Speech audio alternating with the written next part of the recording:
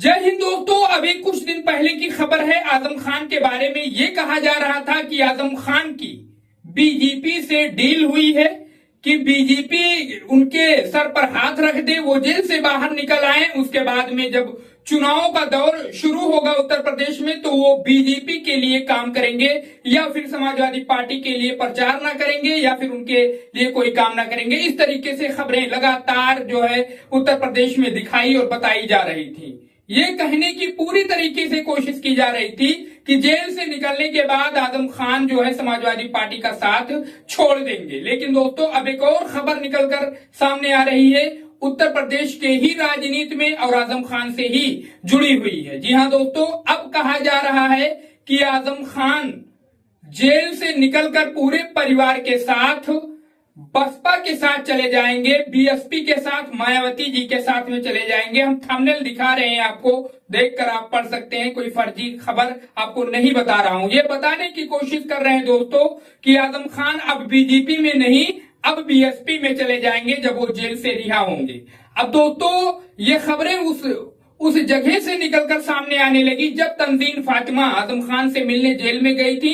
उसके बाद में बाहर आकर उन्होंने मीडिया कर्मियों से कहा था, जब मीडिया के लोगों ने उनसे सवाल पूछा था तो उन्होंने साफ शब्दों में कहा था कि हमें अब किसी पर कोई भरोसा नहीं, मुझे मेरे रब पर भरोसा है। तभी से दोस्तों लगातार जो है अपने तरफ से फर्जी खबरें बनाकर कई तरीके से कभी बीजेपी में शामिल करवाया जा रहा है आजम खान को, उनके परिवार को। उसके अलावा कभी ये बताने की कोशिश की जा रही कि आजम खान जेल से निकलकर दूसरी पार्टी बनाएंगे या फिर इस दल में उस दल में, पता नहीं कौन कौन से दल में लोग शामिल करवा रहे हैं।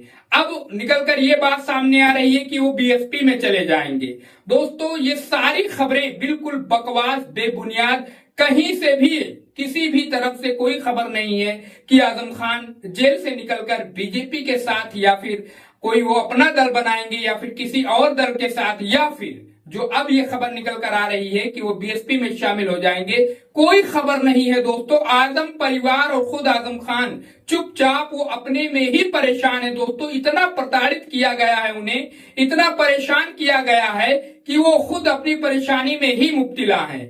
अभी आपने देखा होगा कि उनकी पत्नी तंजीन फातिमा और बेटे अब्दुल्ला आजम को जमानत मिली है, लेकिन अब्दुल्ला आजम को आपने कहीं ना कोई बात कहते हुए सुना होगा, ना उनकी कोई सोशल मीडिया पर बात सामने आई, ना ही कोई उनका इंटरव्यू सामने आया। लेकिन दोस्तों लगातार उनके बारे में, उनके परिवार के बारे में फर्जी खबरें फैलाई जा रही हैं। आपकी क्या राय है दोस्तों? आजम खान निकल कर कहाँ जाएंगे?